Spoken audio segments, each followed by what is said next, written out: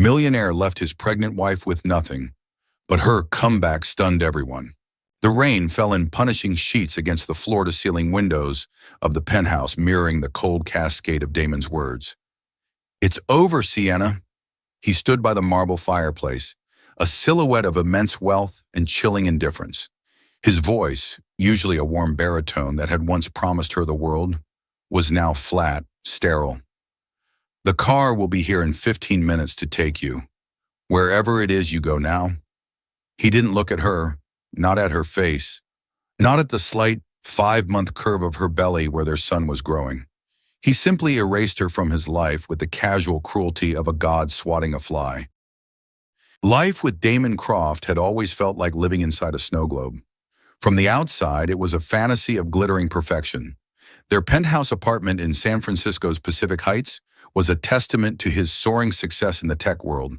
A minimalist expanse of glass, steel, and Italian marble that offered a panoramic god's-eye view of the city, from the Golden Gate Bridge to the distant shimmer of Alcatraz. Every object within it was curated, expensive, and untouchable. Sometimes Sienna felt like one of those objects. She had met him 2 years ago, a whirlwind romance that felt more like an acquisition. She was a quiet librarian, content with her small apartment in the Mission District, her worn paperbacks, and her dreams of one day opening a small bakery. He was Damon Croft, the charismatic boy genius who had turned a single brilliant algorithm into a billion-dollar empire, Croft Analytics. He'd walked into her library branch seeking a rare edition of Meditations by Marcus Aurelius, and his focus, so intense and absolute, had turned from the book to her. He pursued her with the same relentless drive he applied to his business ventures. There were Michelin-star dinners, helicopter rides to Napa Valley, and spontaneous trips to Paris.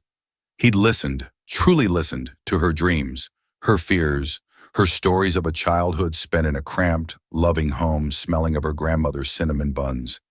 He made her feel seen in a way she never had before.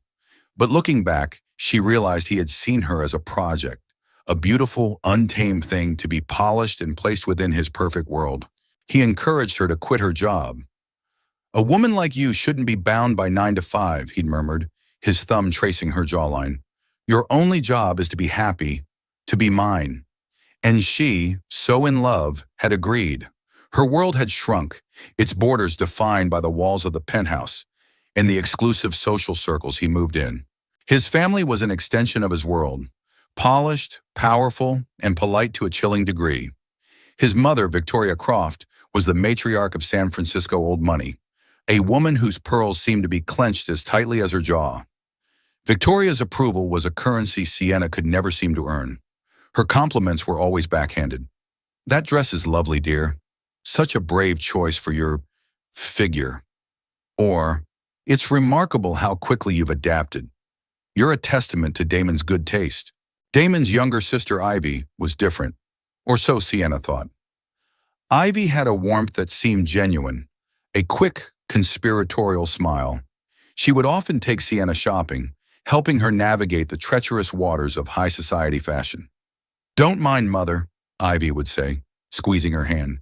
"She's from a different era. She just wants to see Damon happy, and you make him happy." Sienna clung to Ivy's friendship, a rare lifeline in the opulent isolation of her new life. Yet even in the golden cage, there were whispers of unease. Damon had a temper that flared and vanished as quickly as a lightning strike. A sharp word, a slammed door, a sudden, unnerving silence. He was possessive, needing to know her whereabouts at all times, his calls and texts a constant tether. At the time, she'd mistaken it for passion, for a deep, abiding love. She didn't see it for what it was: control.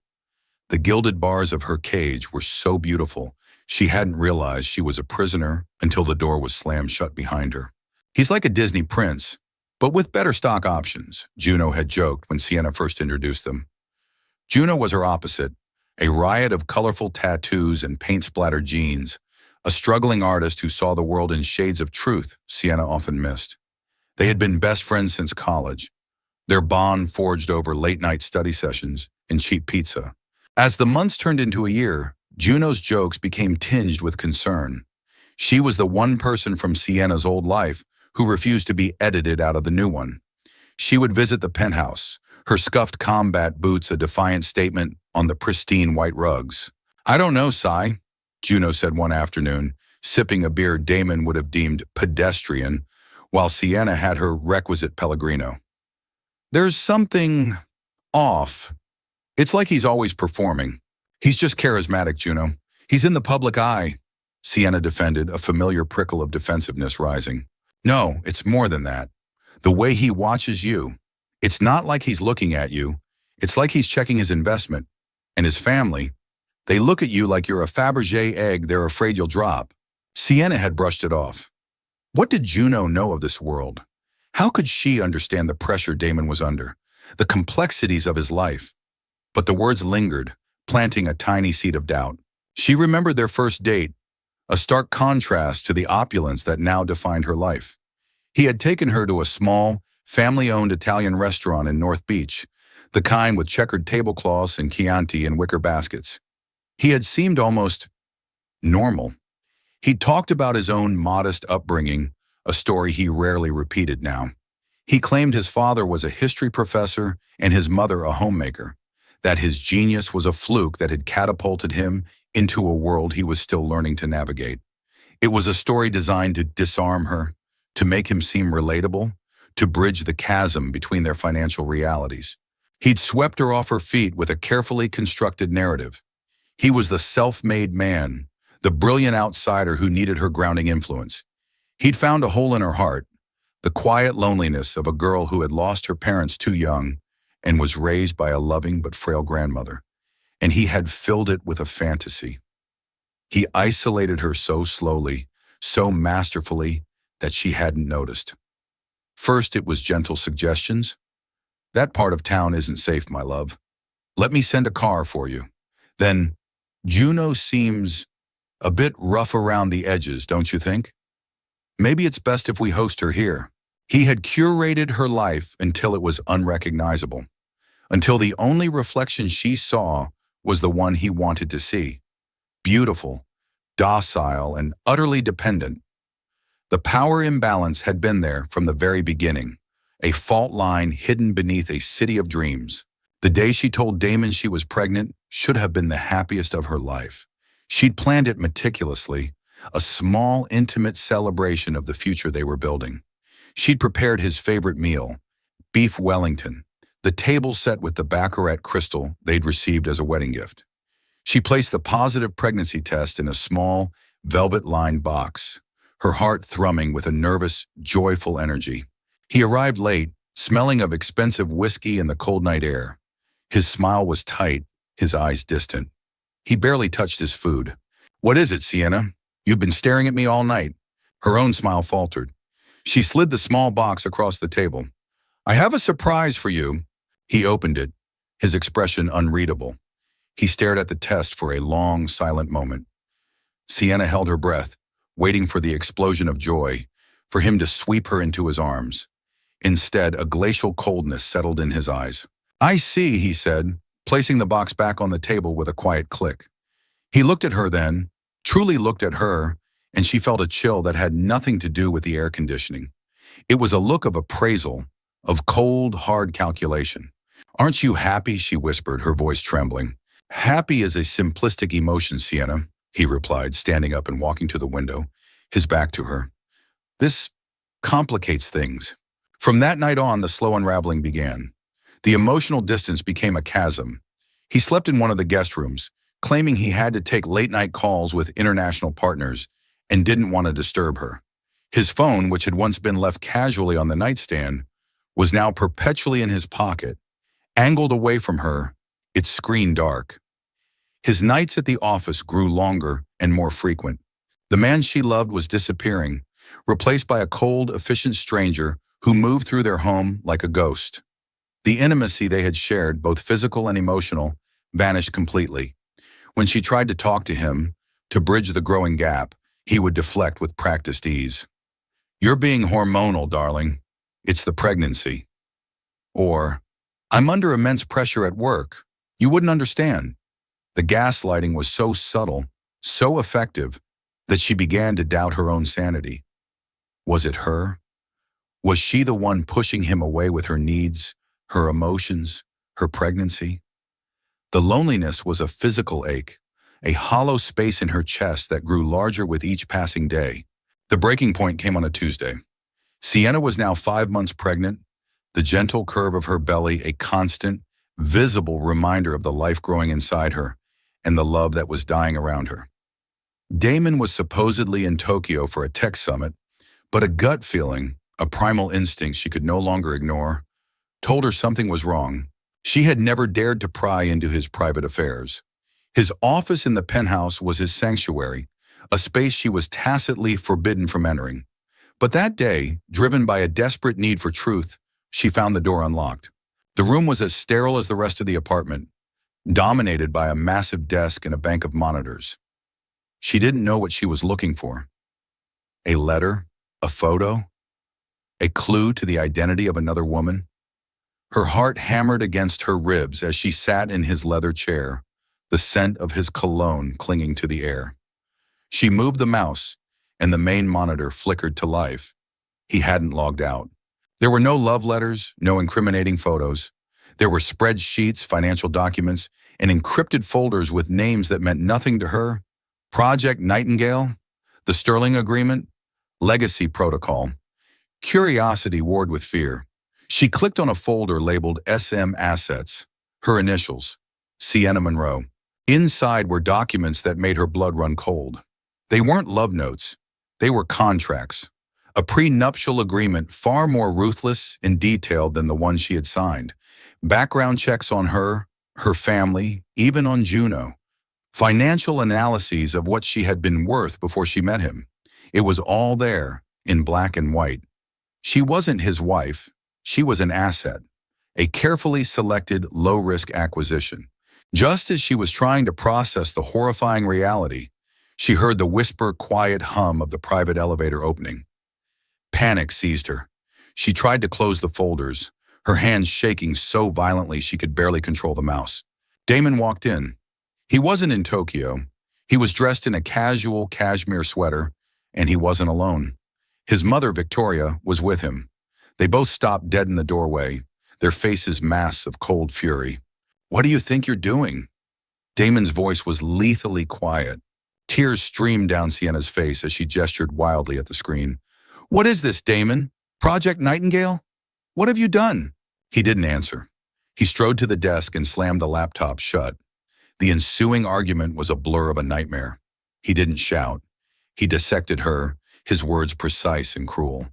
He turned everything back on her. Her paranoia, her snooping, her ingratitude. "I gave you everything," he snarled, his face inches from hers. "A life you couldn't have dreamed of. And you repay me by digging through my private things like a common thief?" "She was never suited for this life, Damon," Victoria added, her voice dripping with venom. She looked at Sienna's pregnant belly with undisguised contempt. "This little complication proves it." The word complication struck Sienna like a physical blow. She realized then that they weren't a family on the verge of welcoming a new life. They were a corporation managing a crisis. The final scene played out against the backdrop of a brewing storm. The sky outside had turned a bruised purple-gray. Damon, flanked by his mother, stood before her. No longer her husband, but a judge delivering a sentence. This was the scene from the beginning, the memory that would forever be seared into her mind. The rain lashing against the windows, the cold finality in his voice. "It's over, Sienna," he said, avoiding her gaze. "The marriage was a mistake, a business arrangement that you, it seems, fundamentally misunderstood." The phrase business arrangement hung in the air, grotesque and obscene. Her entire life, their love, their unborn child, all reduced to a line item on a balance sheet. "I have been more than generous," he continued, his tone clinical. He gestured to a sleek black envelope on the coffee table. "There's a severance. Enough for you to start over quietly." Numbness gave way to a surge of white-hot rage. She picked up the envelope. She could feel the thickness of the check inside. A payoff. Hush money. With a guttural sob, she ripped it in half, then in quarters, letting the pieces flutter to the floor like dead leaves. "I don't want your money," she choked out, her voice raw. "I want to know why." He finally looked at her, and there was nothing there. No anger, no sadness, not even pity, just a vast, empty void. Because you are no longer a necessary part of the equation. The penthouse is sold. The locks will be changed in the morning. Victoria watched, a flicker of grim satisfaction in her eyes. She had won. She had protected her son, her empire, from the grubby little complication. The car will be here in 15 minutes, Damon repeated, turning his back on her to stare out at the storm. To take you wherever it is you go now. 15 minutes to pack up a life. 15 minutes to process the demolition of her world. She walked numbly into their bedroom, the room where they had made love, where they had dreamed of their child. She ignored the designer clothes, the jewelry, the trappings of a life that was never truly hers. She packed a small bag with a few essentials, her grandmother's locket, and a worn copy of Goodnight Moon she had already bought for the baby. As she walked out of the penthouse for the last time, the doorman, a kind man named George, who had always greeted her with a warm smile, looked at her with pity in his eyes. He hailed a taxi for her, the rain plastering her thin dress to her skin. As the taxi pulled away from the curb, she looked back at the gleaming tower one last time. It wasn't a home. It had only ever been a cage, and now she had been cast out into the storm. The taxi driver's voice cut through her daze. "Where to, miss?" The question was a punch to the gut. Where did she go? She had no family left, no home, and the few friends she'd had before Damon had drifted away, casualties of her curated isolation. Her bank account, a household allowance provided by Damon, was likely already frozen.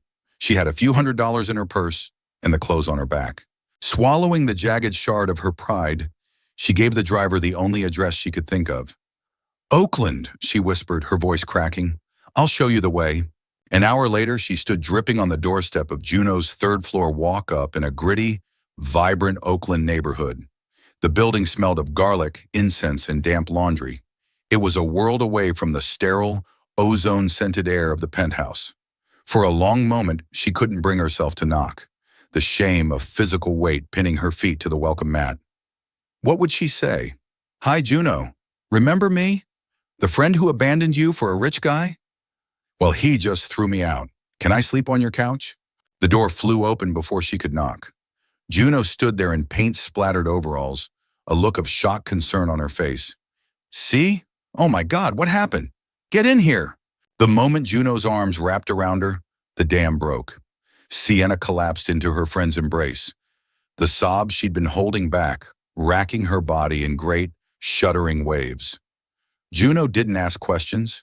She just held her, murmuring soothing words as she guided her inside. Juno's apartment was the polar opposite of the penthouse. It was small, chaotic, and bursting with life.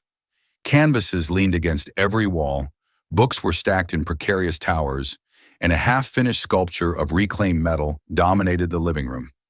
It was a space that was lived in, loved in. It was real.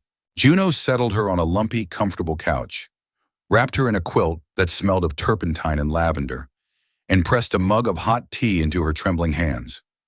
It was only then, as the warmth seeped into her bones, that Sienna finally told her everything. The calculated marriage, the cold pregnancy announcement, the business arrangement, the final, brutal exile. Juno listened, her expression shifting from shock to incandescent fury. "That son of a bitch," she seethed, her hands clenched into fists. "I will end him. I will make a sculpture out of his cold, black heart." But Sienna shook her head, a profound weariness settling over her. "It's not worth it, Juno. He's already won." That night, sleeping on Juno's couch, Sienna stared at the unfamiliar shadows on the ceiling. The sounds of the city, sirens, laughter from the street, the rumble of the BART train, were a raw, unfiltered soundtrack to her despair. This was rock bottom. Pregnant, homeless, and utterly alone, save for the one friend she had so carelessly neglected. The shame was a bitter pill, but beneath it, a tiny, unfamiliar feeling began to stir. It wasn't hope, not yet. It was a raw, primal instinct, the instinct to survive. The months that followed were a blur of hardship and humility. The initial shock gave way to the grim reality of her situation. She found a pro bono lawyer who confirmed what she already knew. The prenuptial agreement she'd signed was ironclad. Damon's lawyers were sharks, and she was a minnow. She was entitled to nothing. The pregnancy, once a source of quiet joy, became a terrifying countdown. How could she bring a child into this world with nothing to offer? The fear was a constant companion, a cold knot in the pit of her stomach. She took a menial job washing dishes at a local diner, the long hours on her feet in agony, the pitying looks from her co-workers, a fresh humiliation. She, who had once debated the merits of Manolos versus Louboutins, was now grateful for a free meal at the end of her shift. Asher was born on a sweltering August night in a crowded public hospital. It was a long, difficult labor, and Juno was by her side the entire time, holding her hand, wiping her brow, and fighting like a lioness on her behalf with the overworked nurses. The moment they placed her son on her chest, everything changed. Asher was tiny, perfect, and utterly dependent on her. As she looked into his scrunched-up, beautiful face, the shame, the anger, the heartbreak over Damon, it all receded. It wasn't about her anymore. It wasn't about what she had lost. It was about him. This tiny, warm, breathing miracle was her reason. He was her world now. A different kind of rich, a wealth of purpose and unconditional love that made Damon's billions seem like dust. The reality of single motherhood on the poverty line was grueling. Sleepless nights bled into exhausting days. The apartment was filled with the scent of sour milk and the sound of Asher's cries. Money was a constant worry. She learned to budget down to the last penny, to shop at thrift stores, to accept the kindness of neighbors who would leave bags of hand-me-down baby clothes on their doorstep. She also endured the judgment, the sneers in the grocery line when she paid with food stamps, the intrusive questions from social workers. Yet through it all, there was an unexpected joy. Asher's first smile, the way his tiny hand curled around her finger, the soft gurgle of his laughter. These were moments of pure, unadulterated happiness. In the ashes of her old life, a new one was taking root. One built not on luxury and illusion, but on love, resilience, and the ferocious strength of a mother's bond. In the quiet, pre-dawn hours when Asher was finally asleep, Sienna found solace in the one thing that had always been hers: baking. In Juno's small, cluttered kitchen, she rediscovered the muscle memory of her grandmother's hands, the alchemy of turning simple ingredients, flour, sugar, butter, into something warm and comforting. The scent of cinnamon, cardamom, and vanilla filled the small apartment, a fragrant shield against the harsh realities outside. She baked for Juno as a thank you. She baked for her neighbors. She baked to quiet the anxieties that gnawed at her in the dark. Her grandmother's recipes were her inheritance, a legacy of love and resilience passed down through generations. One day, Juno came home with a proposition. The owner of that coffee shop I work at, the Daily Grind, he tried your Morning Glory muffins. He wants to sell them. He said they were the best damn muffins he's ever had. Sienna's heart skipped a beat. It was a small thing, but it felt monumental. The idea of someone paying for something she had created, something that came from her heart and her hands, was terrifying and exhilarating. She started small, waking up at 3 a.m. to bake a dozen muffins before her dishwashing shift. They sold out in an hour. The next day, the owner asked for 2 dozen, then 3. Soon she was baking scones, cookies, and her grandmother's famous cinnamon buns. The dishwashing job became a memory. Her days were now a flurry of flour and sugar, her small income slowly, steadily growing. Juno, with her artist's eye and marketing savvy, saw the potential. You need a brand, Si, a story. They brainstormed names over cheap wine and day-old cookies. It was Juno who came up with it. The Phoenix Bakery, she said, her eyes shining. Because you rose from the ashes, my friend. You're stronger and more beautiful than ever. The name was perfect. It was her story. They started an Instagram page, Iwara and the Phoenix Bakery.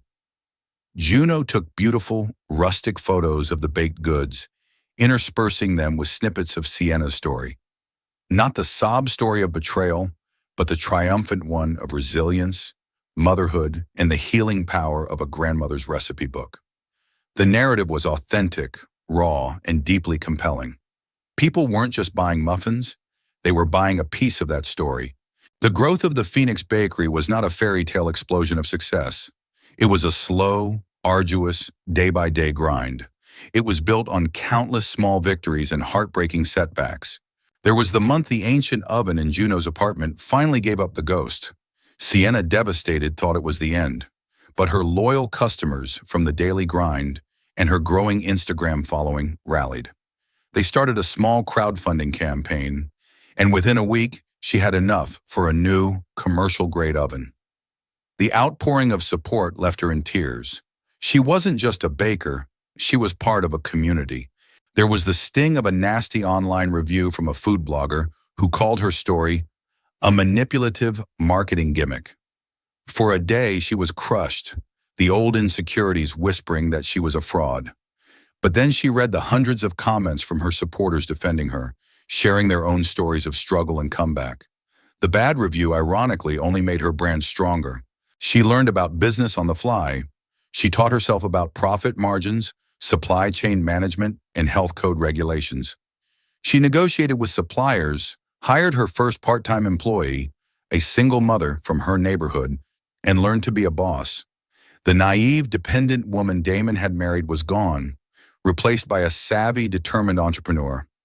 She was no longer just a survivor, she was a creator, a builder. Her first million wasn't in dollars. It was in the pennies and dimes she painstakingly saved, in the trust she built with her customers, in the million small moments of pride and accomplishment. It was the moment she could finally afford to move out of Juno's apartment and into a small two-bedroom of her own, a few blocks away. The first night in their new home, she held a sleeping Asher in her arms, looked around at the sparse but clean rooms, and felt a sense of peace she hadn't known since before Damon. This was hers. She had built this. From the ashes, the phoenix had not only risen, she had learned to fly. 5 years. 5 years of flour-dusted mornings and exhausted, triumphant nights. Asher was a bright, curious 5-year-old with his mother's warm smile and a boundless energy that filled their small home with laughter. The Phoenix Bakery was no longer a home-based operation. It was a local institution. The first brick-and-mortar shop, opened 2 years prior in a trendy Oakland neighborhood, was a roaring success. Its rustic charm, exposed brick, and the ever-present aroma of fresh bread made it a beloved community hub. Just last month, Sienna had signed the lease on a second location, a larger space in the San Francisco's Ferry Building, a stone's throw, ironically, from the gleaming towers of the financial district where Damon's empire resided. Sienna was not the woman who had been cast out into the rain. She was a CEO, a respected business owner, a mother. She was happy, truly and deeply happy, in a way she never could have been in the gilded cage. Her past was a scar, but it no longer ached. It was simply a part of her story, the fire that had forged her. Then the ghost appeared, not in person, but as a headline on the financial news channel playing silently on the television at her bakery. Croft Analytics faces massive lawsuit, stock plummets. Sienna froze, a tray of cooling croissants in her hands. The camera zoomed in on Damon leaving a courthouse, his face pale and drawn, surrounded by a swarm of reporters. He looked older, the arrogant charisma replaced by a brittle tension. The accompanying report detailed accusations of systemic fraud, data manipulation, and unethical practices dating back to the company's inception. His empire, once seemingly invincible, was teetering on the brink of collapse. A strange, numb feeling washed over her. It wasn't satisfaction, not exactly. It was more like the dispassionate confirmation of a long-held suspicion. A house built on such a rotten foundation was always destined to fall.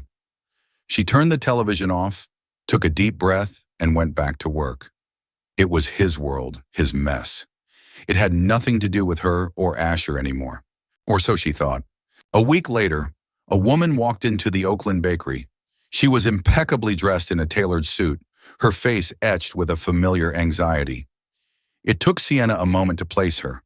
It was Ivy, Damon's sister. "Sienna," she began, her voice barely a whisper. "Can we talk? Somewhere private?" Sienna led her to the small office in the back, the air thick with the scent of yeast and unspoken history. She remained standing, her arms crossed, a silent barrier between them. Ivy's composure crumbled. Tears welled in her eyes. I am so sorry, Sienna, for everything. It's a little late for apologies, Ivy.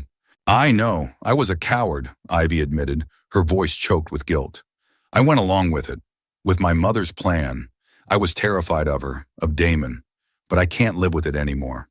And then, the whole sordid story came tumbling out, a confession years in the making. The betrayal was far deeper and more calculated than Sienna had ever imagined.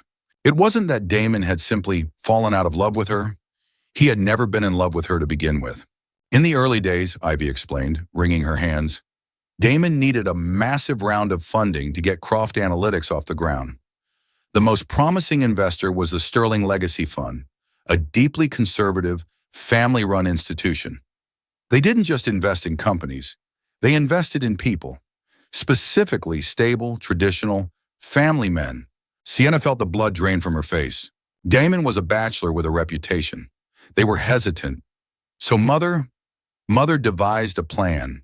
They needed to find him a wife, the perfect wife, someone wholesome, with a clean background, no messy family ties, someone believable, someone who would make him look stable and grounded. Project Nightingale. The name from the folder flashed in Sienna's mind. She had been the nightingale, chosen for her sweet, simple song, destined for a gilded cage. They hired a private investigator. Ivy continued, her voice heavy with shame. They vetted dozens of women. They found you in the library. You were perfect. You were beautiful, intelligent, but not intimidating, kind, and alone. You were the perfect cover. The marriage, the romance, the carefully constructed narrative of his past. It was all a lie. A meticulously executed fraud to secure an investment. The business arrangement wasn't the end of their marriage. It was the entire foundation of it. What about the baby? Sienna asked, her voice dangerously quiet. What about Asher? That was the one thing they didn't plan for, Ivy whispered. The pregnancy was a liability. The Sterling Fund had a strict morality clause. A divorce so soon, especially with a baby on the way, would have triggered an investigation, and everything would have unraveled. But at the same time, the fraud lawsuit that's happening now, the seeds of it were already there. Damon was about to be exposed even back then. He was in a panic. Leaving you, cutting you off completely, was an act of self-preservation. He was cutting the liability before it could bring him down. He chose the company over you, over his own son. The final piece of the puzzle clicked into place. The coldness, the cruelty, the speed of it all. It wasn't personal, it was business. And that somehow was infinitely more monstrous. Why are you telling me this now, Ivy? Because the lawsuit is bringing everything to light. And because you deserve the truth. And Asher deserves to know his story isn't rooted in rejection, but in his father's cowardice. Damon is ruined, Sienna. Financially, professionally, he has nothing left. He's been asking about you. For days, Sienna was adrift in a sea of revived trauma. The new truth was a poison, seeping into the peace she had fought so hard to build. Every memory of her time with Damon was now tainted, recast as a scene in a meticulously staged play. Juno was practical. Forget him, Si. You owe him nothing. He's drowning in his own filth. Don't let him pull you under. Part of Sienna agreed. The safest thing to do was to walk away, to protect her son, to protect her hard-won life. But another part, a fiercer, stronger part, knew she couldn't. This wasn't about revenge. It was about justice. It was about standing up and refusing to be erased. It was about showing her son what true strength looked like. Not the blustering power of a billionaire, but the quiet, unshakable courage of a woman who knew her worth. She agreed to meet him, not in a boardroom or a fancy restaurant, but on her own turf. The Phoenix Bakery in Oakland, after hours. He arrived looking like a ghost. The bespoke suit hung on a frame that had lost its arrogant swagger. His face was gaunt, his eyes hollowed out by stress and sleepless nights. He looked around the warm, inviting space, at the photos of a smiling Asher on the wall, with a look of profound bewilderment, as if he couldn't comprehend how this world had sprung from the ruins of the one he had created. Sienna, he began, his voice raspy. Thank you for seeing me.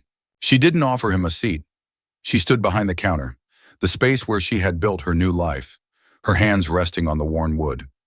She was no longer the trembling, heartbroken girl he had dismissed. She was his equal. Why are you here, Damon? I, I'm sorry. The words sounded inadequate, hollow in the space between them. I know that means nothing to you now. You're right, she said, her voice steady and clear. It doesn't. For 5 years, I let myself believe you left me because you didn't love me, because I wasn't good enough. The truth I find is so much worse. You didn't leave me. You liquidated an asset.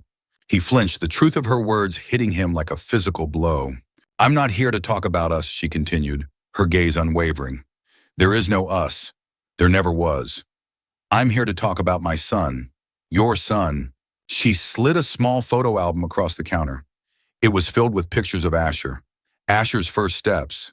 Asher blowing out the candles on his 3rd birthday cake. Asher on his first day of preschool, his small hand clutching hers. Damon opened it, his hands trembling. A guttural sound, a strangled sob, escaped his lips. He sank onto a nearby stool, his head in his hands, as he looked at the vibrant, happy life of the child he had discarded like a piece of corporate refuse. The confrontation wasn't a shouting match. It was quieter, more devastating. It was the calm, irrefutable evidence of the world he had lost, the love he had thrown away for money and power that were now turning to ash. What do you want, Sienna? He finally whispered, his voice broken. Money? I don't have much left, but I'll give you whatever you want. She gave a short, bitter laugh. Oh, Damon, you still don't get it. You still think everything has a price tag. She leaned forward, her eyes locking onto his. I don't want your money. I want 2 things. First, a public statement, an apology, not to me, to him, an acknowledgement that he exists. Second, you will tell him the truth yourself. When he is old enough to understand, you will sit in front of your son and you will explain what you did. Those are my terms. He looked up at her, his face a mask of utter devastation. In her quiet strength, in her refusal to be bought or broken, he finally saw the true scale of his loss. He hadn't just lost a wife, he had lost his humanity. And she, in building her life from the rubble, had found it. Damon did as she asked. The public statement was released through his lawyer, a brief, stark admission of a profound personal and moral failure regarding a son he had never known. It was a footnote in the spectacular implosion of his career. But for Sienna, it was everything. It was a public record, an undeniable acknowledgement. Asher wasn't a secret anymore. The lawsuit stripped Damon of the rest of his fortune. Croft Analytics was dismantled, its assets sold off to pay fines and settlements. Victoria Croft, implicated as a co-conspirator in both the corporate fraud and the deception of the Sterling Fund, retreated from public life, a disgraced woman living in a mansion that now felt like a mausoleum. The Croft dynasty was over. Stripped of his power, his wealth, and his arrogance, Damon became a ghost. He moved into a small rented apartment, a place smaller than the master closet of his old penthouse. For the first time in his life, he was truly alone, with nothing but the echoes of his failures for company. It was in this ruin that something unexpected began to happen. Without the sycophants, the pressure, and the intoxicating drug of power, Damon was forced to confront the man in the mirror. He started therapy. He began reading the books he had once collected merely as status symbols. He started a journal, filling it with painful, honest reflections. It was a slow, agonizing process of dismantling the false self he had constructed over a lifetime. His redemption wasn't a sudden epiphany. It was a grueling, day-by-day effort to piece together a conscience from the wreckage. He didn't ask to see Asher right away. He waited a year in which he sent carefully worded, respectful letters to Sienna, not asking for forgiveness, but updating her on his progress, taking responsibility for his actions in a way he never had before. He was learning finally that atonement was not a transaction, but a long, painful journey. Sienna watched from a distance, cautiously optimistic. She had built a fortress around her heart and her son, but she also believed in the possibility of change.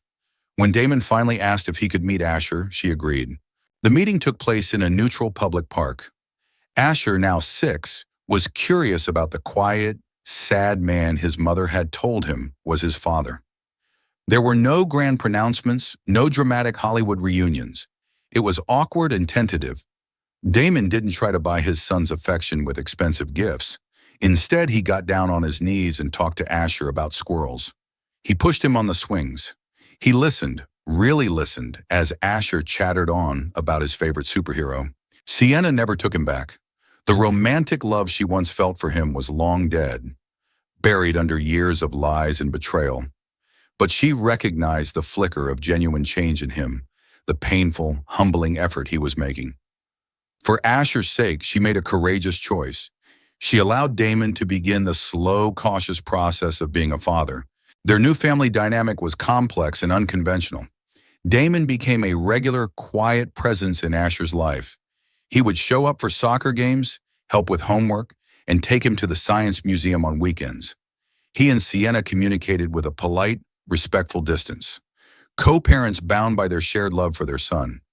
He saw the life Sienna had built, the thriving business, the loving home, the community that surrounded her, and he understood that it was a world he could be a small part of, but never possess. The story's end was not a fairy tale reunion. It was something more real, more profound. It was a testament to the fact that forgiveness is not about forgetting. It's about accepting the past and choosing a different future. Sienna's empire continued to grow. The Phoenix Bakery became a celebrated brand, known as much for its social conscience, hiring single mothers, sourcing locally, donating to women's shelters, as for its delicious pastries. She became a symbol of resilience, a woman who had turned the deepest betrayal into her greatest strength. Her past was no longer a source of shame. It was the foundation upon which she had built her life, her business, and her identity. She was Sienna Monroe, a mother, a CEO, a survivor, and she was finally free. In the end, Sienna's story wasn't about the millionaire who left her, but about the woman she became in his absence. It's a powerful reminder that our lowest moments do not have to define us. Sometimes the most devastating betrayals are the very things that force us to discover a strength we never knew we had. From the ashes of a life built on lies, she built an empire of her own, founded on truth, community, and the enduring power of a mother's love. She proved that the most valuable comeback isn't about stunning those who wronged you, but about building a life that truly, finally makes you happy. If Sienna's journey from heartbreak to triumph moved you, please give this video a like and share it with someone who needs a reminder of their own strength. Don't forget to subscribe for more real-life stories of resilience and redemption.